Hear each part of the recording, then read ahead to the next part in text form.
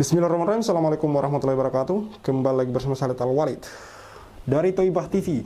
Yusuf Mansur diminta hakim hadir langsung di persidangan. Akankah tepati janji ke investor? Mari kita simak video dari Thoibah TV. Ini kasus Ibu Lilis sebagai penggugat yang menggugat Yusuf Mansur dan kawan-kawan, di mana di sana ada Adiansah, PT Adi Partner Perkasa, dan juga Darul Quran di sini termasuk yang digugat ya teman-teman. Mari kita simak pernyataan dari Pak Zaini Mustafa selaku advokat atau pengacara dari Ibu Lilis. Jadi perkembangannya hari ini bahwa yang hadir dalam persidangan ini hanya kami selaku penggugat, kemudian kami selaku kuasa hukum penggugat, kemudian kuasa hukum Yusuf Mansur sebagai tergugat 2, kemudian kuasa hukum Dwi Yuda Andi tergugat 4, begitu Mas. Hari ini karena karena tergugat 1 BMT Darussalam sudah dipanggil, baik itu panggilan biasa maupun panggilan umum melalui koran, kemudian PT Adi Partner Perkasa dan Adiansah juga sudah dipanggil melalui panggilan biasa dan panggilan koran. Maka dengan ketidakhadirannya itu, maka hari ini sudah memilih mediator, Mas, begitu. Ya. Iya. Berarti agenda selanjutnya itu sidang mediasi, Pak, ya? Ya, 1 minggu tadi kami sudah menghadap mediator, kemudian dikasih waktu 1 minggu nanti untuk mediasi. Kami diminta, baik itu saya selaku penggugat, kuasa hukum Bu Ilis diminta untuk menghadirkan Bu Ilis Siti Rohmah, kemudian kuasa hukum tergugat 2 suruh menghadirkan Yusuf Mansur, kemudian tergugat 4, kuasa hukum tergugat 4 suruh menghadirkan Dwi Andi Yuda, begitu. Iya. Ya. Pada sidang mediasi nanti, Pak, kita tahu Pak sebelumnya kan Yusuf Mansur sendiri juga pernah menghubungi Pak Zaini untuk mengajak Islah berdamai, Iya. katakanlah, Pak. Nah, jikalau pada saat mediasi nanti pihak mereka ingin memberikan tawaran-tawaran tertentu supaya sidang ini tidak berlanjut, bagaimana, Pak? Jadi begini, kami tetap jadi begini, positifnya karena ini kan ada hak dan kewajiban, ya kan? Kewajiban dari mereka adalah kewajiban dari para tergugat itu, ya, baik tergugat 1 sampai dengan tergugat 5, kemudian tergugat 5 itu kan mempunyai kewajiban untuk mengembalikan modal investasi dan keuntungan yang dijanjikan. Nah, dan jumlahnya itu kan cukup besar. Itu ada sekitar 5, kalau dari modal dan keuntungan ya, itu kan ada sekitar 5.075.000.000. Ya, nanti bagaimana mereka menawarkan. Sementara penggugat sekarang tinggal nunggu umpan saja, Mas. Bagaimana mereka mengumpankan, begitu. Harapannya tentunya pada mediasi nanti pihak mereka membayar sesuai tuntutan Pak Zaini, gitu ya? Atau... Ya, kalau gitu. Kalau menurut kami masuk ya kami terima, kan begitu ya, Pak ya. Ini kebetulan ada suami dari penggugat.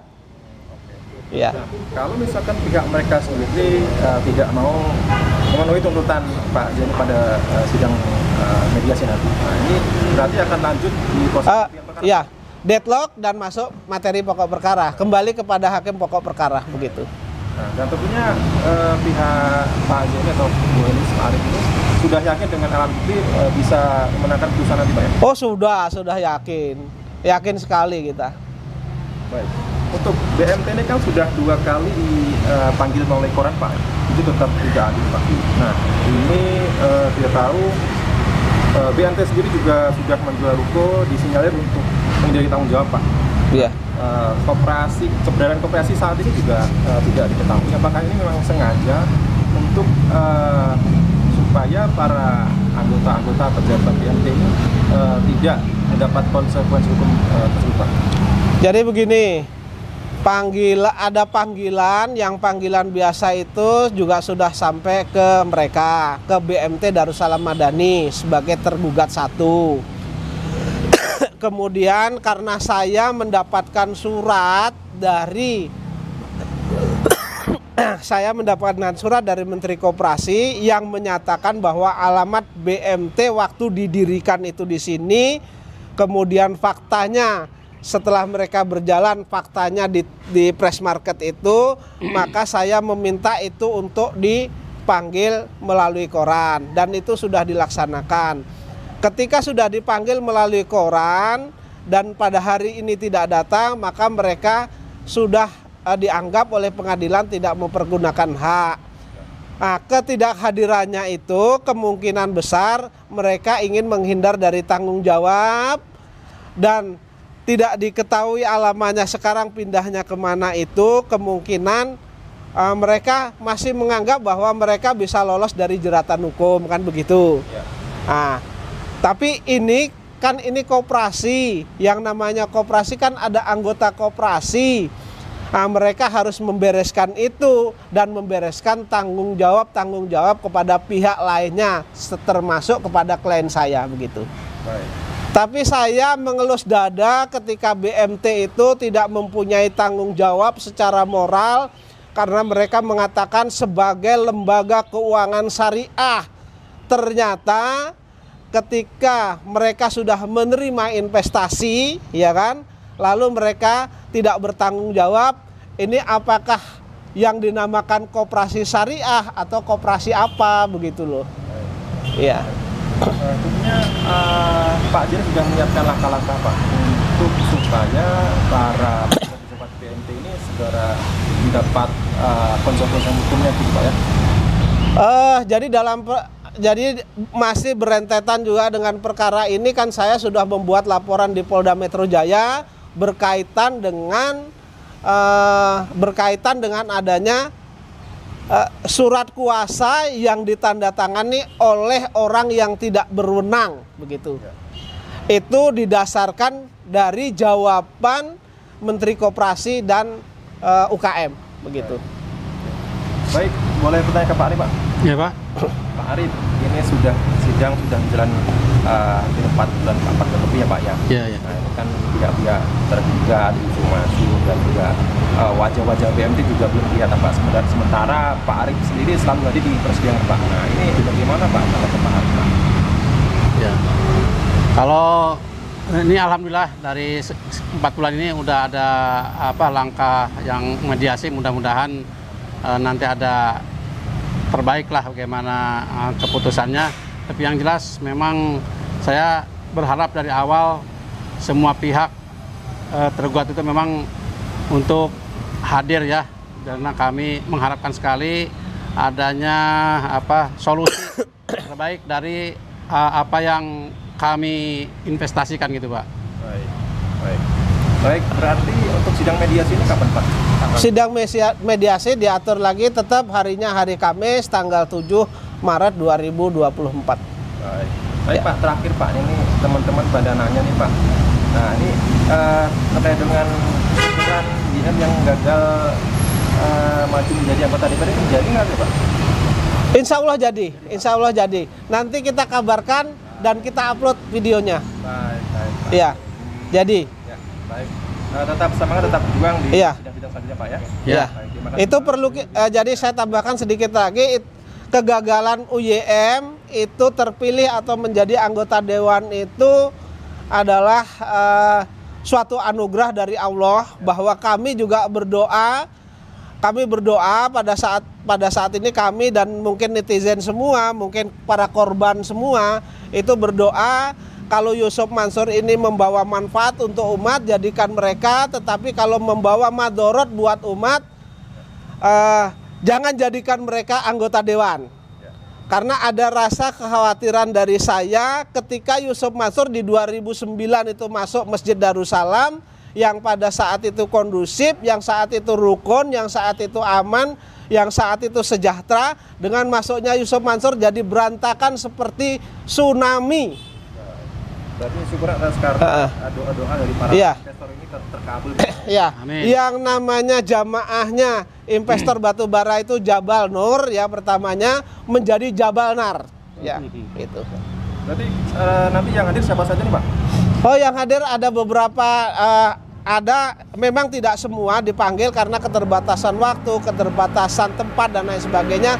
Tetapi masing-masing investor nanti ada perwakilan. misalnya ada perwakilan dari patungan usaha, kemudian ada perwakilan dari JBN, kemudian ada perwakilan dari Paitren dan lain sebagainya. Gitu. Semoga lancar acaranya Pak ya. Ya, amin. Pak, terima kasih Pak. Oke, Allahu Akbar. Semoga Pak Zaini Mustafa selalu diberi kesehatan. Saya selalu mendoakan beliau karena saya pikir Pak Zaini Mustafa ini ujung tombak dari perjuangan ini gitu. Beliau yang memperjuangkan nasib-nasib atau yang memperjuangkan kasus-kasus para korban ini, korban investasi dari berbagai lini teman-teman. Dari ada Paitren, karyawan Paitren, mitra Paitren, juga batu bara. Ini sekarang dia masuk di perumahan Kaisa Al Mansur teman-teman. Jadi Pak Zaini Mustafa lah yang memperjuangkan kasus ini sampai ke meja hijau teman-teman. Dan sekarang sudah masuk yang menurut saya ini peluang dari kasus Ibu Ilis ini berdasarkan perkembangan yang saya lihat sampai hari ini. Peluang menang dari Ibu Ilis ini besar teman-teman, cukup besar. Dan saya yakin Pak Zaini Mustafa ini, saya beberapa kali ngobrol dengan beliau, orangnya detail, cerdas juga, lihai dan cerdik teman-teman. Beliau ini cerdik, pandai kemudian mengolah bukti-bukti yang diberikan kepada dia. Pak Darso Arif pernah mengupload atau mengulas di dalam sebuah videonya. Dia mengulas pengacara-pengacara yang sudah menangani kasus-kasus dari para investor yang berhubungan dengan Yusuf Mansur ini. Kebanyakan dari mereka sudah angkat tangan, namun alhamdulillahnya Pak Zaini Mustafa sampai hari ini masih tetap teguh dengan pendiriannya untuk berjuang di jalan kebenaran, yaitu amar ma'ruf nahi munkar. Dan ini bagi saya merupakan amal jihad untuk Pak Zaini Mustafa. Yang teman-teman kalau mempertanyakan apa motivasi dari Pak Zaini Mustafa, bahkan di situ ada juga yang berkomentar bahwa ini panggung Pak Zaini Mustafa mencari nama. Wallahi teman-teman, Pak Zaini Mustafa ini dari cerita-cerita dia, di samping dia mengurusi kasus-kasus yang berhubungan dengan Yusuf Mansur ini, yang mana itu tidak berbayar teman-teman, dia sebenarnya juga mengurus kasus lain yang memang itu profesi dia, yang itu dibayar secara profesional teman-teman. Jadi kalau dibilang Pak Zaini Mustafa ini cari panggung, bagi saya, menurut saya enggak lah. Karena Pak Zaini Mustafa sudah menangani kasus-kasus yang besar, hanya saja beliau tidak di-up oleh media gitu. Baru-baru sekarang ini itu pun ya hanya kita YouTube. Terkadang muncul di portal berita gitu. Hanya terkadang saja. Jadi dari mananya kita mau menjadikan dari mana kita mau berpikiran atau berpendapat bahwa Pak Zaini Mustafa mencari panggung, alasannya apa gitu. Saya pikir itu alasan yang tidak mendasar teman-teman, atau statement yang tidak mendasar. Oke, balik di kasus ini. Di sini Pak Zaini Mustafa menyatakan bahwa Yusuf Mansur diminta hakim hadir langsung di persidangan. Apakah kemudian Yusuf Mansur ini bisa hadir di persidangan? Karena kayak pihak BMT, Adiansah, sampai undangan koran pun mereka tidak datang gitu. Yang menjadi pertanyaan berikutnya adalah apakah kemudian Yusuf Mansur ini mau datang di pengadilan gitu. Karena yang sebelum-sebelumnya saja itu memang tidak datang, tidak hadir gitu. Dan sudah sering saya ulang, Yusuf Mansur pernah mengatakan bahwa nggak usah, kalau cuma sekedar minta ganti rugi nggak usah gitu, nggak usah ke pengadilan, datang saja ke rumah saya, gue ganti duitnya. Dengan sangat yakin dia ngomong di depan wartawan Detik, dan itu disiarkan di YouTube detik.com. Tapi kenyataannya rumahnya didatangi 2 kali dan tidak ujuk-ujuk dong. Beberapa waktu sebelum rumahnya didatangin sudah diberi pemberitahuan, segala macam. Yang jelas Yusuf Mansur saya yakin pasti tahu bahwa orang-orang ini mendatangi rumahnya. Harusnya kan menyempatkan diri untuk ke situ. Kalau ada istilah alasan dia lagi di sini lagi, bagi saya omong kosong. Karena beberapa bulan sebelum Pak Zaini Mustafa ini mau mendatangi rumah Yusuf Mansur, itu sudah dikabarin, sudah ada surat izin kepolisian lah, segala macam, surat pemberitahuan kepada pihak Yusuf Mansur lah. Tapi kenyataannya tidak datang juga. Maka ini saya kecil kemungkinan gitu bahwa Yusuf Mansur akan hadir, walaupun ini adalah perintah dari hakim ya. Tapi saya masih meragukan apakah Yusuf Mansur bakal benar-benar hadir. Karena sekali lagi saya katakan bahwa Yusuf Mansur ini sepertinya menjaga namanya gitu. Di konten sebelumnya saya mengatakan bahwa kok Yusuf Mansur bisa mengklarifikasi gitu bahwa Open Press-nya tidak terlibat kekerasan. Tapi di sisi lain untuk kasus-kasus penipuan kok Yusuf Mansur tidak bisa mengklarifikasi gitu. Apakah kemudian kita bisa berpendapat bahwa Yusuf Mansur merasa bahwa kasus ini memang dia benar-benar terlibat dalam kasus ini dan memang dia benar-benar bersalah sampai tidak mampu untuk mengklarifikasi, tidak mampu untuk menemui para korban, untuk kemudian melakukan mediasi, menyelesaikan masalahnya secara kekeluargaan? Apakah seperti itu? Atau mungkin Yusuf Mansur tidak mau rugi, mengembalikan hak-hak dari para korban investasi ini. Hanya Allah yang lebih tahu untuk masalah ini. Yang jelas, sudah beberapa bukti mengatakan bahwa Yusuf Mansur ini pelit orangnya. Kalau teman-teman mau ingat wawancara Pak Darus Arif dengan Bapak Fatur, silakan dibuka, masih ada videonya. Bagaimana seorang Bapak Fatur mau meminjam uang saja 5 juta, itu sulitnya minta ampun. Dan jangan dibilang, kok minjamnya ke Yusuf Mansur? Enggak, Bapak Fatur itu sudah habis-habisan buat Yusuf Mansur. Mobil segala macam, sedekah ekstrim, sudah diberikan semua, sampai Bapak Fatur akhirnya jatuh miskin.